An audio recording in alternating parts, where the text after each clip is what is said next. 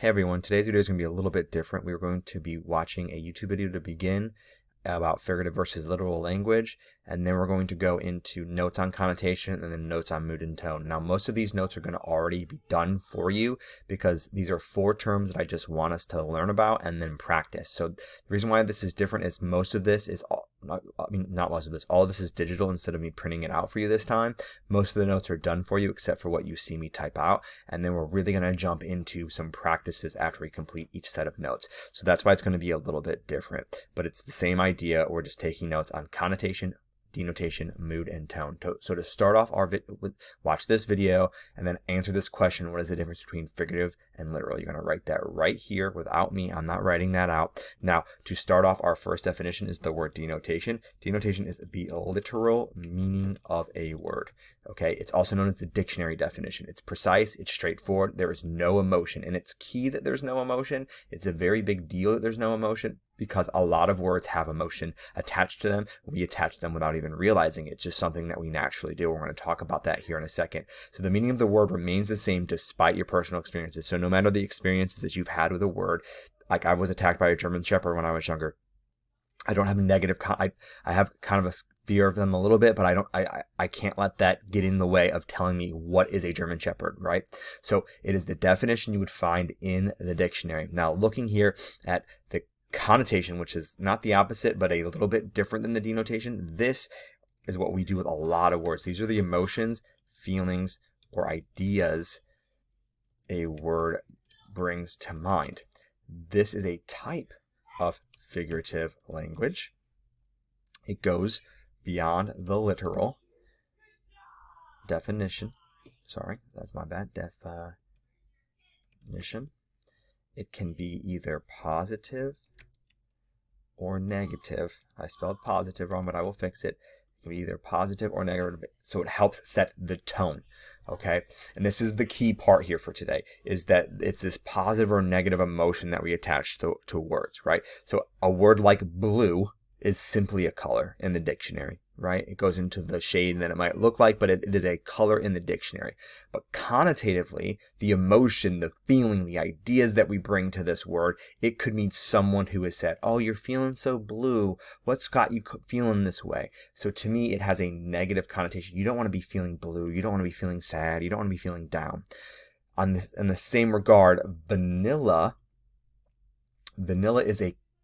is a substance obtained from vanilla beans, right? We add it when we bake, we add it, we love it in our coffee. Vanilla is a flavor. But connotatively, it could be used to describe someone as plain or ordinary. You're so vanilla, as in saying you never do anything fun, right? So to me, again, vanilla has a very negative connotation. Now, finally, our last word here, lit.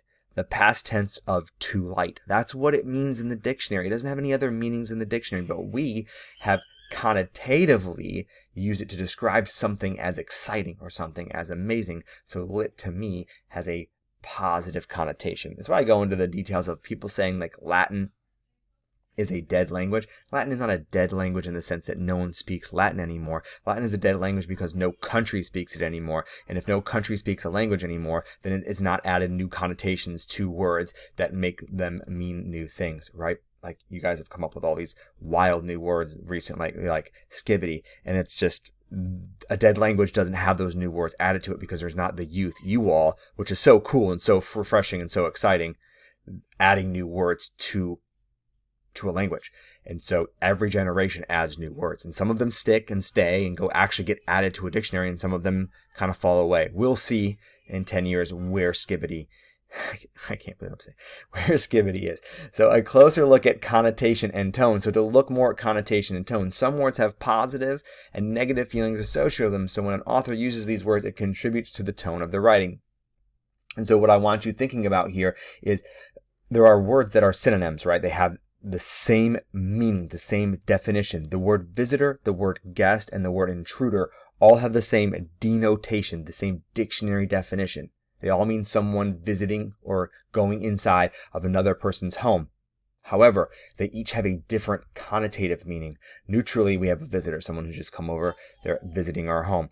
Positively, we have a guest in our home, right? We want them there. We invited them in there. We even have given them a room to stay and food to eat.